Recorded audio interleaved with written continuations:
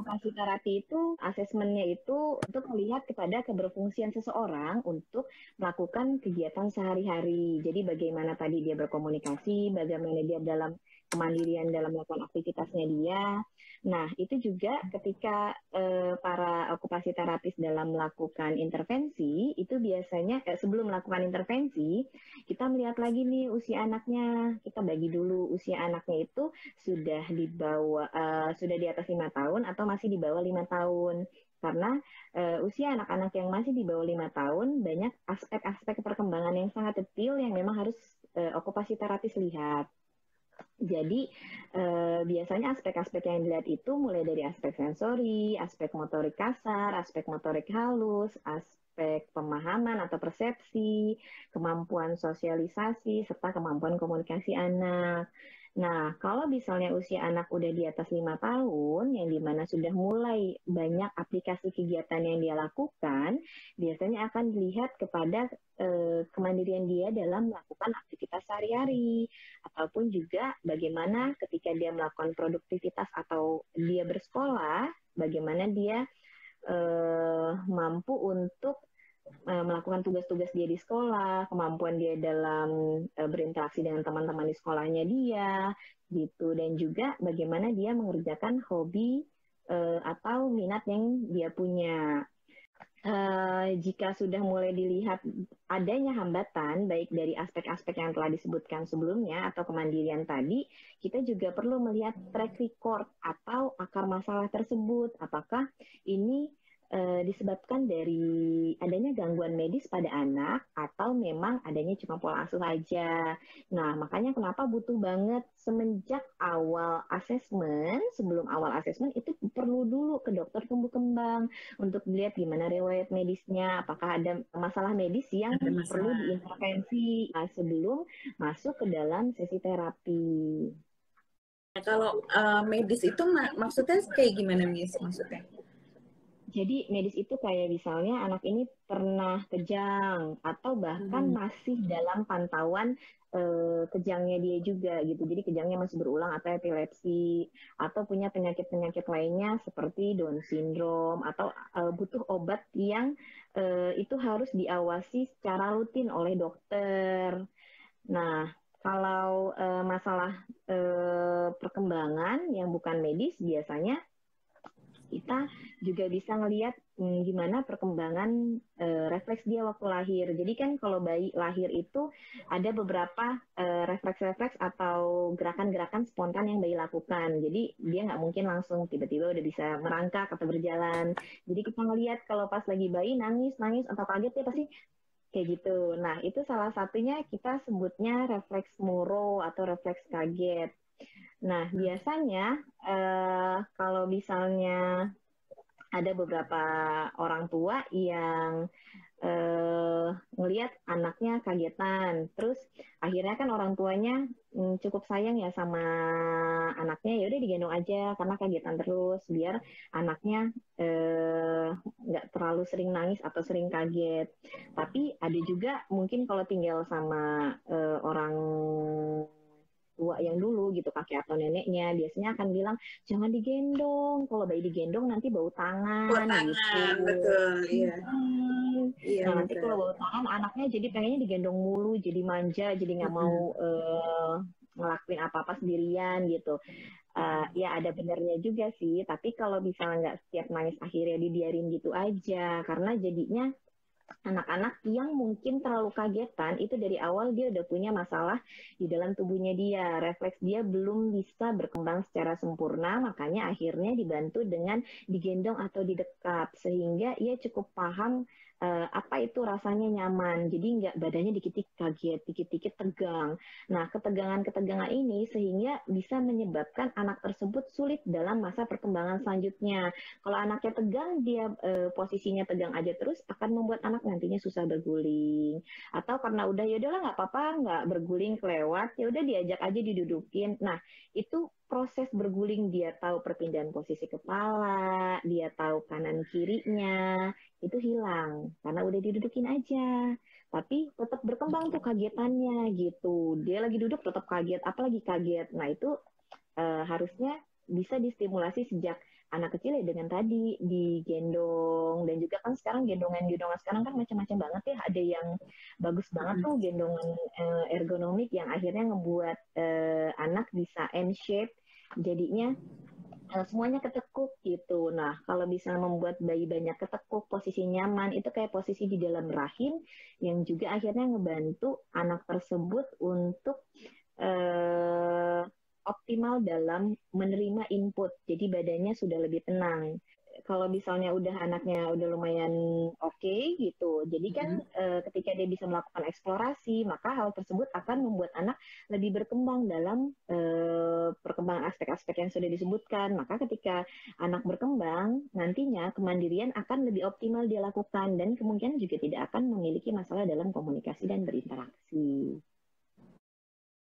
Jadi aku pernah dengar nih kalau anak itu skip merangkak gitu ya. Jadi dari apa biasanya nempel-nempel gitu kan, merambat gitu ya, dari merambat itu langsung berjalan gitu. Jadi dia nggak pakai proses merangkak atau berguling-guling gitu.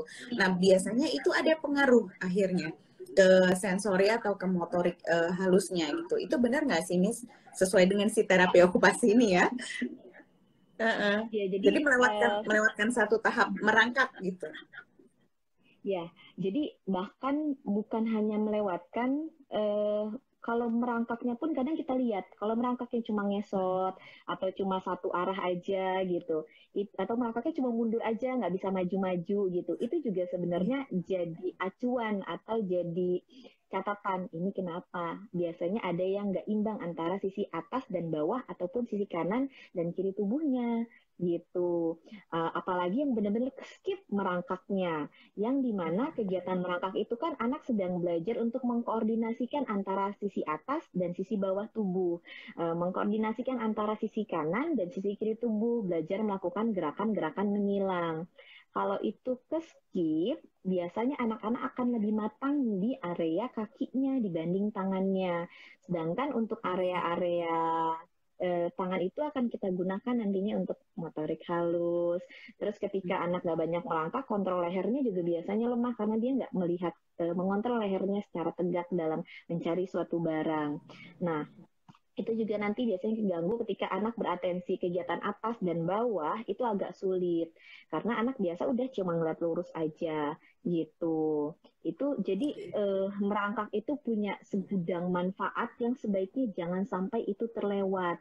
Eh, Bahkan gerakan salah pun kita harus agak jadi warning, ini kenapa bisa nggak sama gerakannya, ini kenapa cuma kakinya satu aja yang diseret, apakah panggulnya nggak berkembang sempurna, nanti kalau panggulnya nggak berkembang sempurna pas lagi duduk dia cenderung miring, cenderung kesana kemari, akhirnya membuat atensinya juga bermasalah. Apa sih yang perlu dipersiapkan oleh mom and dads itu sebelum membawa anaknya ke assessment? Ya, yang perlu banget disiapkan itu biasanya kan setelah dari dokter diminta untuk mengisi form kuesioner atau kuesioner untuk orang tua. Nah, kadang moms and dad itu suka lupa baru diisinya hari itu juga gitu. Padahal kan kita butuh data untuk nantinya menggali lebih detail lagi. Kalau bisa baru diisi, akan memberikan keterbatasan waktu untuk melihat seberapa detail aset dan limitasi yang akan kita gali. Jadi penting banget untuk mengisi form kuesioner atau bahkan kalau bisa ya langsung aja dikirimin kalau udah selesai gitu. Jadi nantinya terapis bisa melihat secara detail dan memberikan pertanyaan-pertanyaan lebih detail lagi ketika dalam melakukan asesmen saat terapinya.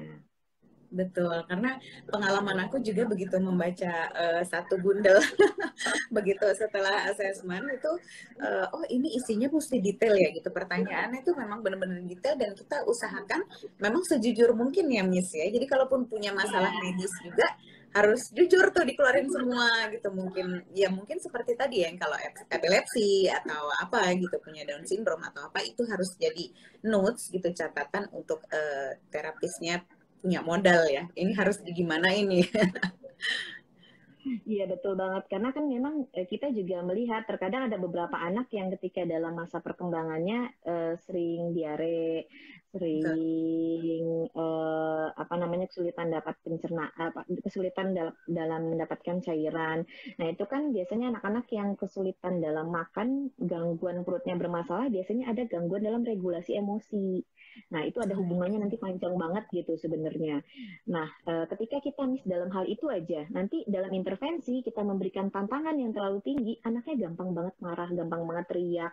Nah, itu kan juga jadi harusnya jadi catatan gitu. Kita nggak bisa ngasih kegiatan yang terlalu tinggi karena anak ini sangat sensitif gitu. Dan juga biasanya hal-hal yang perlu diperhatikan saat asesmen itu dan sebelum asesmen kita harus melihat memang kondisi anak benar-benar prima, lagi nggak sakit, lagi nggak batuk, lagi nggak lapar, lagi nggak ngantuk gitu. Karena kalau pas lagi udah mau asesmen anaknya, oh udah jam tidur gitu, terus tadi belum ditidurin, karena bisa lagi asesmen kok kemampuannya beda ya sama sehari-hari gitu, kok ini lebih rewel ya atau gimana ya gitu. Iya, betul. Berarti memang pada saat asesmen ketemu itu dalam kondisi yang fit ya, dan juga prima.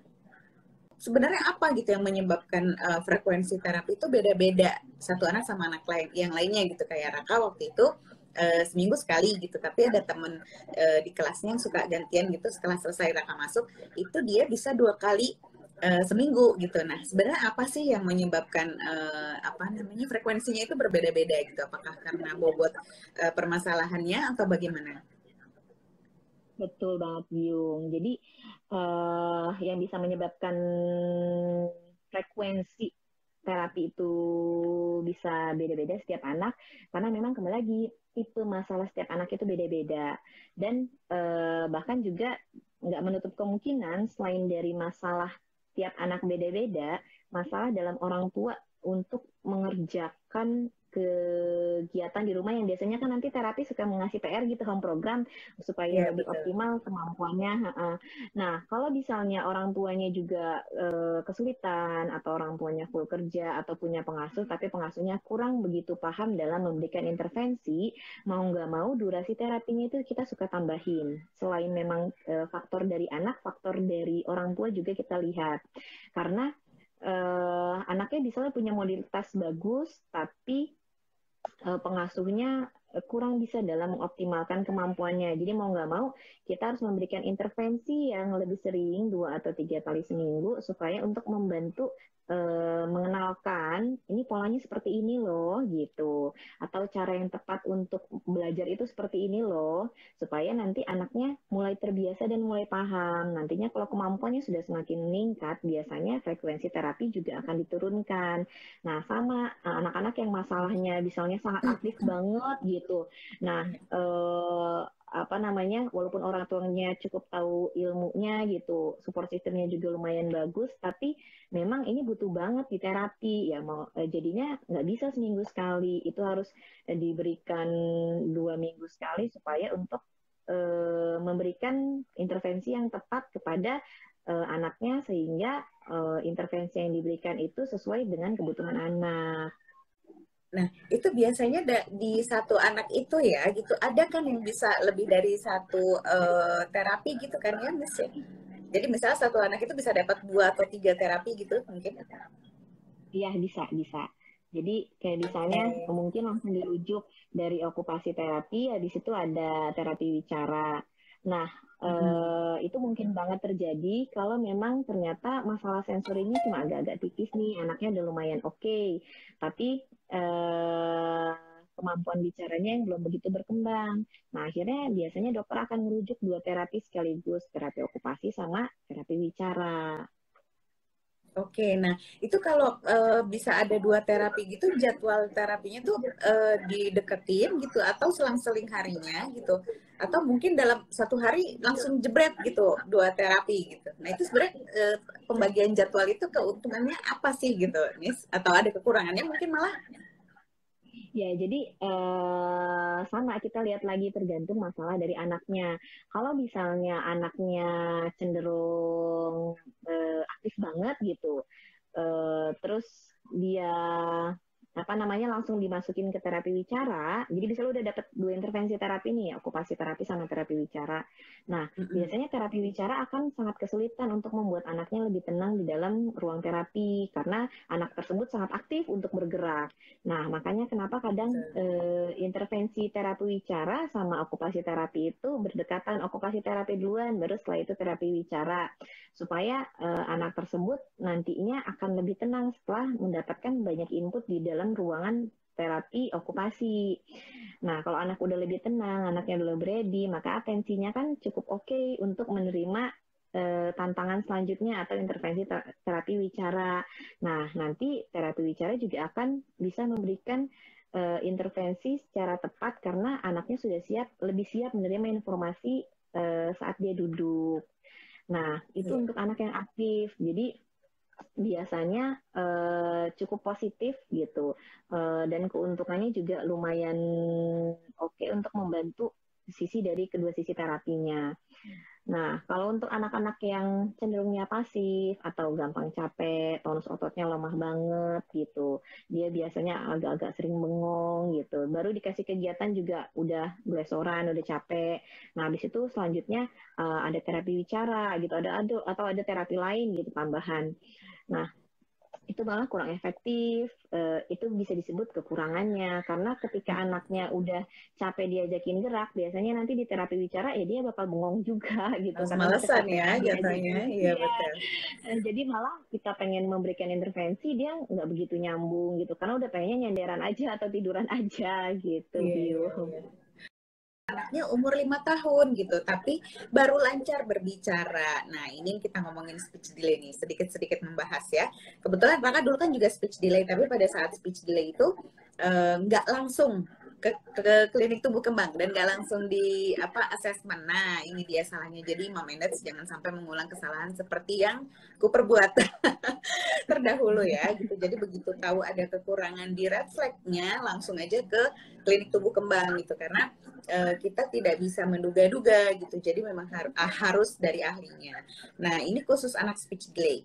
Itu sebenarnya jenis terapi apa sih yang dilakukan untuk speech delay gitu kan? Karena belakangan ini nih banyak banget gitu kalau setiap kali kita webinar atau IG live gitu ngomongin tentang anak speech delay itu pasti banyak banget yang sharing gitu ya mengalami anaknya mundur dari red flag-nya tentang berbicara. Nah, ini sebenarnya terapi apa yang harus dilakukan, Miss? Apakah langsung terapi bicara atau ke SI-nya dulu sebenarnya? Iya, yang paling bagus sebenarnya kembali lagi lihat akar masalahnya karena nggak semua anak-anak yang masalah dalam bicara itu pasti karena dia nggak bisa bicara. Biasanya anak-anak sulit untuk memunculkan spontanitas atau ide dalam melakukan komunikasi, yang dimana itu dibantu dalam kegiatan di ruang terapi sensori integrasi gitu. Jadi memang penting banget sih sebenarnya untuk dilihat dari aspek sensorinya dulu, perkembangannya dulu, kemampuan sensori, motorik, pengamatan, dan kemampuan sosialisasinya tadi, supaya kelihatan dengan jelas sebenarnya akar masalahnya itu ada di mana gitu. Jadi kalau bisa dibilang anak yang mengalami speech delay bagusnya itu masuk ke terapi yang mana dulu, mungkin okupasi terapi dulu yang diberikan di awal dengan pendekatan tadi sensor integrasi. Karena biasanya eh, belum tentu anak mengalami masalah bicara, pasti karena memang nggak bisa bicara. Bisa jadi karena dia belum memiliki ide untuk kata apa yang akan dia keluarkan, anak belum bisa beratensi terhadap kegiatan yang akan dia kerjakan, anak belum juga memahami instruksi karena memang dia cenderung pasif atau apa namanya ototnya dia lumayan lemah untuk melakukan aktivitas, jadi dia juga susah untuk mengeluarkan sebuah kata-kata gitu. Jadi banyak banget kemungkinan-kemungkinan yang itu belum bisa dilakukan langsung oleh terapi bicara dan harus diintervensi dulu oleh okupasi terapi dengan pendekatan sensori integrasi. Nah, itu sebenarnya kalau misalnya nih gitu, ada nih yang nekat aja nih, ada mama yang nekat gitu, ah udah deh gitu terapi aja gitu tanpa asesmen. Itu sebenarnya apa masalahnya sih, Miss, gitu kalau tetap dilakukan terapi? Ya, kita sebagai terapis pasti punya base atau dasar ilmu. Nah, sama Mm-mm. kalau misalnya dalam memberikan terapi, kenapa kita harus melihat aset dan limitasi secara mendetail sebelum kita memberikan intervensi, karena kita butuh data di awal supaya kita jadinya mengintervensi itu nggak cuma ngeraba-raba doang. Oh ini nih kayaknya cuma gangguan taktil deh. Oh ini cuma gangguan vestibular deh. Nah padahal belum tentu. Mesti dilihat riwayat masalahnya itu ada di mana. Karena biasanya anak-anak yang perilakunya sama atau gejalanya mirip-mirip atau diagnosanya mirip itu bisa memiliki permasalahan sensori yang berbeda-beda gitu. Misalnya anak A sama anak B sama-sama aktif, sama-sama suka lari-larian, tapi ternyata pas dibawa ke ruang terapi, anak A cuma lari gitu. Tapi kalau misalnya anak yang B itu lari-lari terus manjat, terus coba apa lagi, coba gimana lagi. Nah, itu kan juga ketahuan sama-sama aktif, tapi kok pas dibawa ke ruangan yang satu cuma lari-larian bingung mau ngapain, yang satu explore. Nah, makanya kita mesti melihat lagi nih secara detail, oh sama-sama aktif, tapi kenapa ya dia nggak mau explore, kenapa yang ini lebih explore, gitu. Nah, itu kita mesti nggak boleh ngeraba-raba, langsung dikasih, oh yaudah langsung dikasih aja nih kegiatan yang langsung tenangin, oh yaudah coba aja dikasih ayunan atau apa gitu. Nah, itu nggak bisa begitu. Jadi harus dilihat dulu supaya kita paham akar masalah anak ini adanya di mana. Lalu apakah benar flashcard tidak berpengaruh untuk anak speech delay untuk lancar bicara?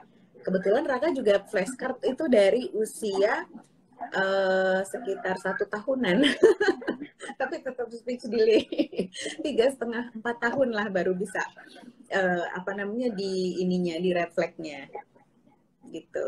Ya, uh, hebat banget tadi Biung udah mulai ngajarin Raka sebenarnya dari awal dia berkembang ya. Iya. Ya, tapi kembali lagi sebenarnya flashcard itu bagus ketika memang usianya sudah tepat atau atensinya sudah cukup baik. Karena ketika masih anak-anak, dia butuh mengenal sesuatu itu lewat seluruh fungsi sensorinya dia. Fungsi sensori itu apa aja dari mulai matanya dia itu gimana, tangannya itu saat ngeraba benda itu gimana, dia nanti cium, baunya itu gimana gitu. Terus dia juga ngedengar ada suara bendanya gimana. Tapi kalau flashcard hanya gambar satu sensori aja. Sedangkan untuk anak-anak yang 0 sampai 2 tahun terutama itu dia sedang mengoptimalisasi fungsi sensorinya dia, tujuh-tujuhnya. Kebayang kalau ternyata kita cuma memberikan satu stimulasi, bukan ketujuhnya. Sehingga apa yang dipahami oleh anak itu jadinya terbatas. Ada jeruk, tapi kok cuma satu lembar, padahal jeruk itu bentuknya bulat, dipegang rasanya kayak gini, nanti wanginya gini, warnanya cerah, oh ternyata juga ada jeruk macam-macam gitu. Nah, flashcard baik ketika memang nanti usianya sudah tepat. Tapi kalau misalnya masih 0 sampai 2 tahun, kita harus mengoptimalkan dulu nih sensorinya itu gimana. Oke, jadi sebenarnya beda ya antara 2 dimensi sama 3 dimensi gitu. Karena 2 dimensi Ya, cuma betul. dilihat aja, sementara 3 dimensi bisa diraba, dicium, dirasa, begitu ya, dilihat warnanya, benar. Jadi sebaiknya diusahakan memberikan hal yang sifatnya menstimulasi 7 sensori itu ya. Terapi itu butuh waktu berapa lama? Nah, ini Miss Vika bisa jawab deh, karena tiap orang kan beda-beda ya gitu. Mungkin ada minimalnya kali ya. Kalau minimal itu biasanya memang 3 bulan, karena 3 bulan kan kita ngelihat gimana nih perkembangannya, apakah termasuk yang cukup pelan atau 3 bulan itu perkembangannya cukup pesat. Nah, biasanya kalau yang perkembangannya cukup pesat, 6 bulan terapi juga cukup. Tapi kalau memang perkembangannya termasuk yang pelan, biasanya nggak menutup kemungkinan dalam melakukan terapi itu bisa sampai tahun. Oke. Iya betul, karena Raka dulu juga sempat 1 tahun, terus habis itu pandemi deh. Tapi berasa loh, apa namanya, ketika dia terapi, terus berhenti terapi itu berasa banget. Apalagi untuk di ininya ya, aktifnya ya, keaktifannya. Aduh, luar biasa. Itu stres lah gitu. Maksudnya kayak, aduh ini kayaknya harus diterapi lagi deh gitu. Tapi pada saat itu kan lagi awal-awal pandemi ya gitu. Dan emang ini Pandemi harusnya ya. kayak, benar. Dan ini emang kayaknya harusnya assessment lagi nih berikutnya. Karena udah mulai masuk sekolah dan itu penting banget gitu. Nah ini sebenarnya dari usia berapa sih nih Mbak Miss Vika harus dimulai assessment gitu? Apakah sudah mulai misalnya gitu pada saat mulai berbicara, berbahasa, atau memang kayak 5 tahun baru bisa nih gitu karena mereka baru bisa fokus dua arah. Ya, jadi sebenarnya kalau dari asesmen sendiri bukan mulai dari asesmennya, tapi dari screening saat bayi pun itu udah bisa ketahuan ketika bayi usia, biasanya kita di kelipatan 4 atau kelipatan 6 bulan. Jadi nanti anak akan dilihat dari dokter di usia 4 bulan gimana perkembangan merangkak, gimana perkembangan tengkurapnya, terus pas di usia 6-7 bulan udah mulai berguling atau belum bahkan belum berguling dan belum mulai ada duduknya gitu. Nah, nanti di situ akan terlihat kok belum sampai ada di tahap itu sama sekali. Apakah ada masalah syaraf ataukah ada sindrom tertentu yang sehingga menghambat perkembangan anak yang seharusnya sudah ada di tahap yang sesuai sama usianya dia gitu. Jadi kalau dibilang dari usia berapa sih bisa di assessment, nah bahkan dari usia 4 bulan pun sudah mulai bisa di screening sama dokter. Makanya kan cukup wajib ya untuk ngelihat atau pas lagi setiap kali vaksin itu gimana perkembangan anaknya, sudah sampai di mana gitu. Betul betul. Jadi memang memang tabel atau buku yang dari bayi dikasih itu kayaknya itu mesti benar-benar jadi pegangan ya karena ukuran berat badan terus gizinya gitu terus perkembangannya itu juga jadi patokan. Butuh waktu berapa lama ya? Nah, kalau tadi umurnya udah mulai dari umur berapa? Nah, sekarang screeningnya berapa lama? Kalau screeningnya kayaknya Screening, kemarin 1 jaman. Tapi iya, maksudnya mungkin screening dalam. mungkin bukan durasinya, tapi mungkin berapa lamanya, berapa kalinya kali ya, mungkin gitu. Jadi kalau dalam melakukan screening itu ya kembali lagi tergantung dari anaknya dan biasanya sih 1 jam cukup gitu atau bahkan biasanya juga ketika informasi yang didapatkan sudah cukup lengkap, informasi yang didapatkan itu maksudnya yang tadi parent questionnaire sudah diisi, itu kita nggak terlalu butuh waktu yang lama untuk menyamakan antara perilaku yang ada diisian oleh orang tua dengan performa anak pada saat itu. Paling sebenarnya 15-30 menit cukup untuk di screening atau kita lihat. Nah, nanti yang biasanya lama itu pas diskusi sama orang tuanya. Benar. Jadi untuk mana untuk Betul. menggali data lebih detail, terus belum lagi nanti ada pertanyaan-pertanyaan dari orang tua kenapa bisa ini, kenapa bisa itu, dan penjelasan-penjelasan dari hasil observasi dan juga hasil wawancara, kita akan tarik kesimpulan, oh ternyata mengarah kepada gangguan ini atau gangguan apa. Betul, betul. Emang yang lebih lebih panjang itunya memang gitu dan Itu tuh kadang-kadang aku sampai ngobrol-ngobrolnya. iya ngobrol-ngobrolnya dan begitu aku sampai kadang-kadang mikir ini kayaknya aku yang perlu diterapi deh dok. Gitu. Kayaknya biungnya dulu yang perlu diterapi ini baru rakanya gitu.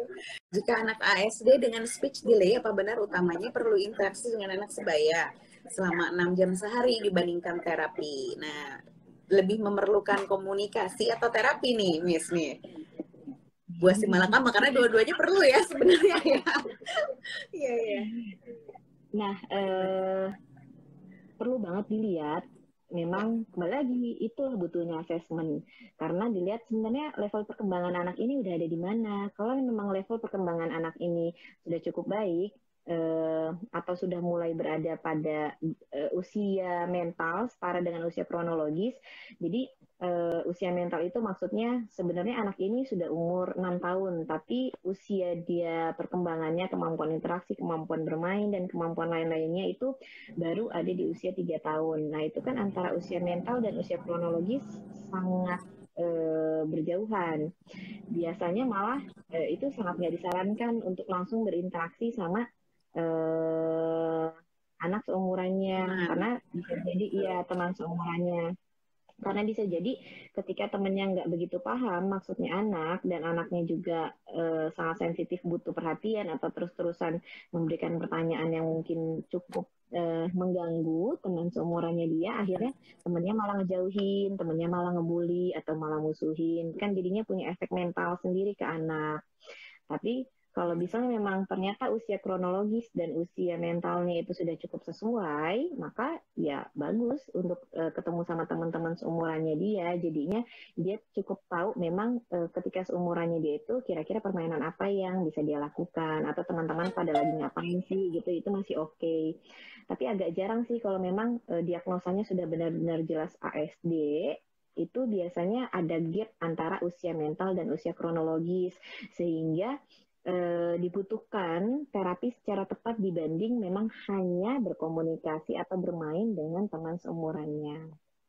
Betul, karena terkadang nggak bisa mengungkapkan apa namanya, apa yang harus dikatakan gitu, apa yang harus dikomunikasikan.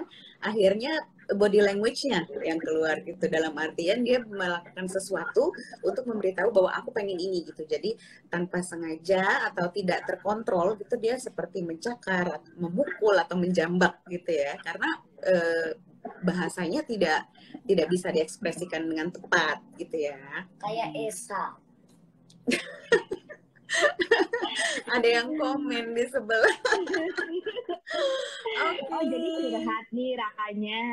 Iya, curhat dia karena kebetulan dulu pas waktu ini juga punya teman yang sama-sama gitu kan. Terus akhirnya temennya di terapi SI gitu kan, duluan malah gitu. Terus dan terapi bicara gitu. Tapi ternyata Raka di SI aja gitu. Nah, itu kan ada sedikit perbedaan ya, dan mereka di satu kelas yang sama gitu. Jadi terkadang yang ini baperan gitu ya, istilahnya yang ini baperan, yang ini sementara temennya nggak bisa mengekspresikan gitu, jadi kan nggak nyambung ya gitu. Bener, tidak hanya komunikasi tapi memang harus dicari atau dilihat gitu akar permasalahannya gimana. Saat ini saat pandemik, apakah ada syarat khusus untuk ke klinik? Nah, protokolnya mungkin ya. Ya, harus di swab nggak sih gitu, Miss? Sebelum masuk. Kalau swab itu mungkin diperlukan kalau memang udah mulai muncul ada gejala, atau udah pernah ada riwayat dalam waktu yang dekat itu sudah mulai demam tinggi, panas, dan atau ada batuk pilek gitu. Tapi kalau misalnya anaknya fine-fine aja, terus juga memang terus-terusan di rumah sih, biasanya itu kita nggak perlu untuk swab.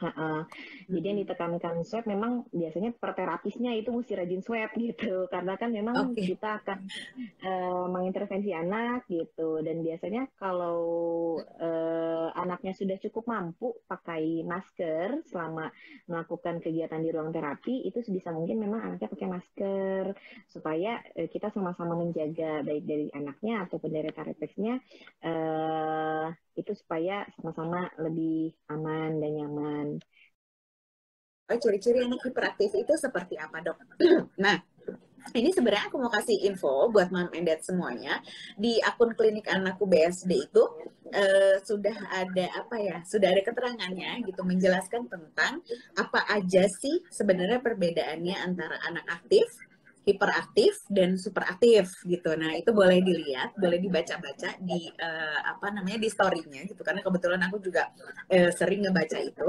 Terus red flag gitu atau usia untuk speech delay dari 0 sampai 6 bulan, terus kemudian 6 sampai 8, 8 sampai 12 hingga seterusnya, itu juga ada di story-nya Instagram di klinik anakku BSD gitu. Jadi bisa dilihat kira-kira ini, kita bisa cek gitu. Oke, ini sudah, ini belum. Nah, di situ ada apa poin untuk tumbuh kembangnya kayak gitu. Tapi boleh sih Miss kita kasih sedikit ya gitu.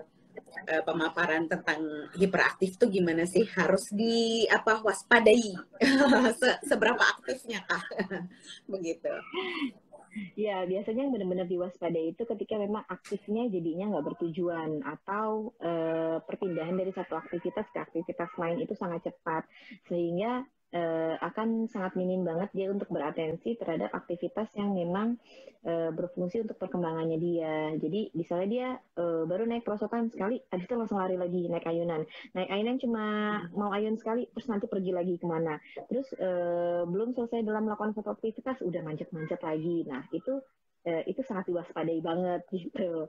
Jadi kalau misalnya sangat aktif dan kita sangat sulit untuk mengontrol aktifnya dia, bahkan sangat sulit untuk dipanggil atau bahkan tidak menoleh, itu mesti jadi warning bagi kita dan sebaiknya dicek ke dokter tumbuh kembang anak untuk dilihat memang apakah butuh terapi gitu atau sebenarnya masih ada di usianya dia. Cuma kalau sampai udah mulai nggak ada kontak mata, udah nggak mendengar apa yang kita ucapkan dan sangat mudah beralih dari satu aktivitas ke aktivitas lain, biasanya butuh bank terapi.